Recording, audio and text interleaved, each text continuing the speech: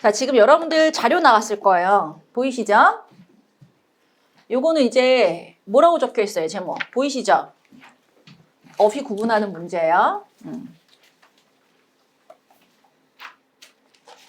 자, 요거는 어떻게 활용하시면 되는지 말씀드릴게요. 퀴즈를 풀잖아요. 그럼 퀴즈는 다 맞춰요. 퀴즈 맞추라고 이걸 한 게 아니에요. 알겠죠? 모국어 화자라면 여러분들이 외국인이 아니라 그러면 퀴즈 다 맞춰요. 그러니까 맞췄다고 좋아할 필요가 1도 없다는 거야. 알겠죠? 맞추는 건 당연한 거예요. 거의 안 틀리게 돼 있어요.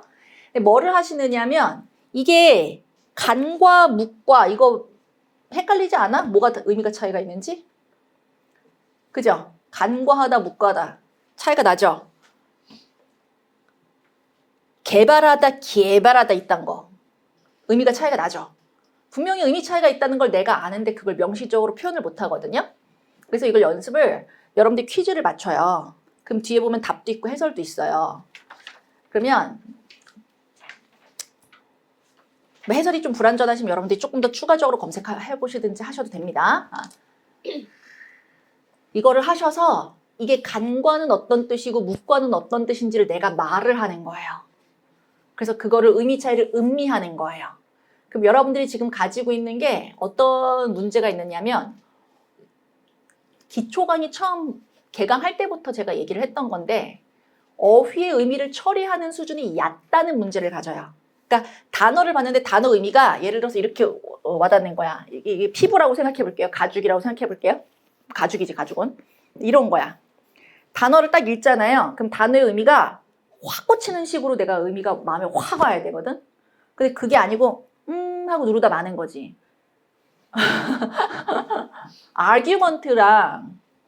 argument랑 뭐 implication이랑 예를 들면 또 무슨 단어가 있니? 그런 단어가 의미 차이가 있잖아. 그러니까 추리나 논증이나 추론을 구분하는 영어 단어가 있잖아. 그럼 영어 화자들은 그 단어 의미를 확 느끼겠죠. 근데 사실 한국인 입장에서 봤을 때는 fun이나 fun이나 다 똑같은 말이거든. 뭔 말인지 알겠죠? 그러니까 그런 느낌이야. 외국어를 읽는 느낌. 여러분들이 단어를 보는 느낌이. 그러니까 그 단어 의미가 이게 사시미로 푹 찌르는 것처럼 좀 잔인해서 미안하긴 한데 의미가 확 찌르는 것처럼 이렇게 와야 되는데 그게 아니고 그냥 좀 이렇게 커터컬러 약간 이렇게 하는 그런 느낌이라는 거지. 그러니까 단어의 의미가 항상 얕게 이렇게 느껴지다 보니까 기억이 안 나요. 기억하고 싶어도. 뭔 말인지 알겠죠? 그 다음에 말이 항상 뭉뚱그려져 있을 때 그럼 여러분들이 지금 문장 단위로는 끊을 거야. 문장 단위로는 주제를 볼 거고 덩어리 단락별로 이렇게 묶어서 이렇게 보라 그러면은 끊긴 할 거란 말이에요. 근데 그 뉘앙스 차이가 좀 있는 문장을 선택지로 출제를 하면 그걸 못 맞춰. 그러니까 의미를 구분하는 그 범주화라 그러죠. 범주화가 섬세하지 않아. 어떤 느낌인지 아시겠어요? 그러니까 이런 느낌이야. 여러분들. 제가 질문을 던진다고 생각해 보세요. 야, 너 나 사랑하냐? 그랬어. 그랬더니 여러분들 얘기한 거야. 아니, 이렇게 얘기한 거예요. 내가 이렇게 얘기하는 거지. 뭐? 나 싫다고? 이렇게 얘기하는 거야. 뭐가 잘못됐어요? 이쪽은 머릿속에서 범주가 2개밖에 없는 거야. 좋다 싫다. 여러분들은 범주를 3개로 구분하는 거죠. 그러니까 그런 느낌이야. 여러분들은 범주를 2개로밖에 구분을 못하고 선택지는 3개, 4개로 구분하는 느낌이야. 그러니까 어떤 카테고리의 정확한 뉘앙스, 정확한 핵심 여기 잡는 게 요게 둔감하다고요. 뭔 말인지 아시겠죠? 그래서 이거는 단어를 딸딸 외우는 건 별로 의미가 없어요. 그 단어의 의미를 구분하는 느낌, 그 연습, 뉘앙스 차이를 음미하는 그걸 연습을 하셔야 돼요. 무슨 말씀인지 알겠죠? 그리고 여기 단어가 이게 15개씩, 하긴 한 100개는 그래도 넘지 않을까? 100개는 아마 무조건 넘을 거거든요? 그럼 이게 한 문제당 퀴즈 한 100개 넘는데 퀴즈 하나당 어휘가 2-3개 들어가 있잖아. 그럼 단어가 한 200, 300단어잖아요. 근데 어휘도 이게 뭔가 제시문 읽을 때 볼만한 단어를 제가 넣어놨단 말이에요. 일상 어휘를 넣어놓은 게 아니라.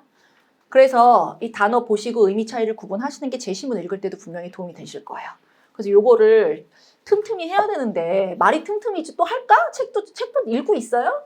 여기 걱정이네. 아무튼 요거를 나는 분명히 줬다. 필요한 걸 알겠죠? 이게 언어에서 가장 마지막 남은 관문이 범주의 섬세화인 것 같아요. 구조적인 건 먼저 읽히는 것 같아. 뭔 말인지 알겠죠? 대강의 뜻도 다 뭐 아예 뭐 보이, 걸 뭐 이렇게 간단한 단어 같은 것들이 뭐 이런 것들은 다 한다는 거지. 뭔 말인지 아시겠죠? 근데 그거의 뉘앙스 차이, 맨이랑 보이랑 다르잖아. 매니시하다랑 보이시하다가 또 다르고 뭐 이런 느낌? 그런 느낌 구분까지 잘 안 되는 그런 느낌이 되는 거지. 그래서 그거를 보조적으로 연습을 하셔야 돼요. 알겠죠? 이거는 제가 어떻게 발견했는지 배경을 가르쳐 드릴게. 알겠죠? 옛날에 언어위에 문제가 앞에 어휘 문제 4개 있었던 거 기억나시죠? 그게 대체로 유의어 구분 문제였단 말이에요. 근데 그게 적중이 잘 안 된다고. 근데 그때 어떤 말이 잘못 유행을 했었는가 하면 너네 어휘만 다 맞춰도 벌써 몇 점이다. 이게 유행이었던 거야. 그 말이 뭐가 문제가 있죠? 어휘를 얼만큼 공부해야 되냐고. 그 공부해도 적중이 안 될 수 있잖아. 근데 그 사람들이 되게 비합리적이야. 그 말에 꽂혀가지고 진짜 이만한 어휘집을 들고 댕겼어. 그거 좀 보지 말라 그래도 그거 나올지 안 나올지 모르는데 그 왜 보냐고. 근데 말 안 듣고 그걸 봤거든. 그래서 내가 그게 안 되니까 적중이 안 돼 있으니까 내가 만든 거야 이거를. 일반적인 어휘집을 가지고 적중시킬 수가 없는 단어들을 가지고 하잖아요. 근데 수험자들은 나한테 요구할 거 아니야. 어휘 어떻게 하냐고. 맞잖아. 그럼 나도 나를 지켜야 되잖아.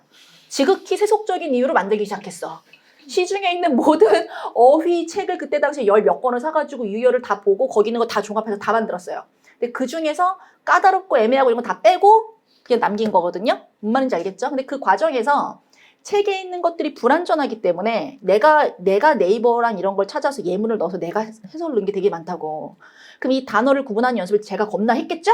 그러면서 내가 언어를 보는 눈이 뛰어넘었어, 한 차원을. 이해됐죠? 그럼 무슨 말이야? 내가 이걸 겪었다는 거야. 근데 그때 이걸 딱 만든 게 언제냐면 2012년도예요. 근데 2013년도부터 명사왜곡이 나왔잖아. 내가 이 연습을 안 했으면 명사왜곡을 그렇게 잘 알아보기가 어려웠을 것 같단 말이에요. 그 전까진 나도 구조적인 읽기였단 말이지.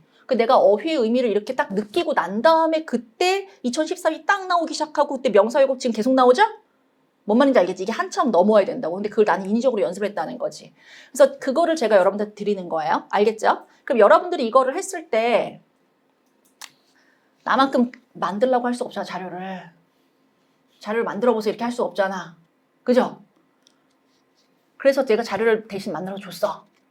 여러분들 이걸 써먹으세요. 아셨죠? 요거를 만약에 여러분들이 안 한다. 그럼 누구만 공부한 거야, 이 중에서? 내만 공부한 거지. 이게 말 되는 상황, 안 되는 상황? 안 되는 상황이에요. 여러분들이 시험 보셔야 돼요. 알겠죠? 그러니까 요걸 이렇게 활용을 하시면 돼요. 근데 어차피 이게 퀴즈는 쭉 있는데 이게 번호를 보면 한 시리즈가 7까지밖에 없네, 지금 보니까. 시리즈가 7까지밖에 없어서 한 7일만 하면 되겠네요, 여러분들. 알겠죠? 그래서 이 틈틈이 이렇게 보시면서 이렇게 구분하는 연습을 자꾸 하는 거지.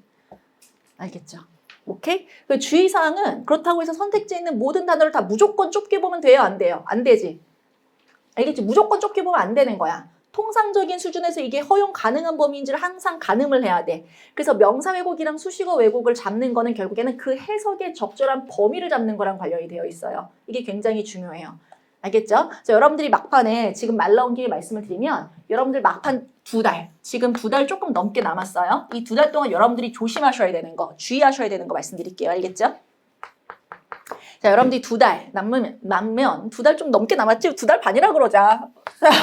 자, 2달 좀 넘게 남았을 때 여러분들이 제일 주의하셔야 되는 게 언어 해석 기준 상실하는 것을 가장 주의하셔야 돼요.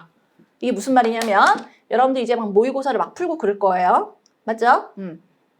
그러면 모의고사를 막 풀다 보면은 이런 거야. 문제가 문항이라고 하는 것이 내 틀에, 내 마음에 딱 맞는, 내 틀에 맞는 문항도 있고 내 틀에 맞지 않는 문항도 있잖아요. 그러니까 내가 잘할 수 있는, 나만의 틀로 잘할 수 있는 게 있고 나의 틀로는 커버가 안 되는 게 있어. 무슨 말씀인지 알겠죠? 그럼 여러분들이 지금 주로 어딜 틀리겠어요? 여기를 틀리겠지. 그럼 내 틀에 안 맞는 거야. 맞죠? 이랬을 때 그 언어를 정확하고 정밀하게 분석을 해봐야 되거든요. 그러지 않으면 내 틀에 안 맞는 것에 대해서는 다 무슨 생각이 돼요? 찍는 건가 보다. 감으로 하는 건가 보다. 그날의 컨디션으로 하는 건가 보다. 이렇게 돼버리지. 맞죠? 그러면 이렇게 보면 정답을 맞추는 기준을 잃어버리게 되겠죠. 근데 여기는 원래 없었으니까 나는 원래 못 맞췄잖아. 여기만 잃어버리고 없어지면 괜찮아. 원래 안 생겨도 여기도 잃어버려. 뭔 말인지 알겠죠? 근데 여기를 못하던 게 여기까지 번져. 그러니까 여러분들이 요걸 굉장히 주의하셔야 돼. 무슨 말씀인지 알겠죠?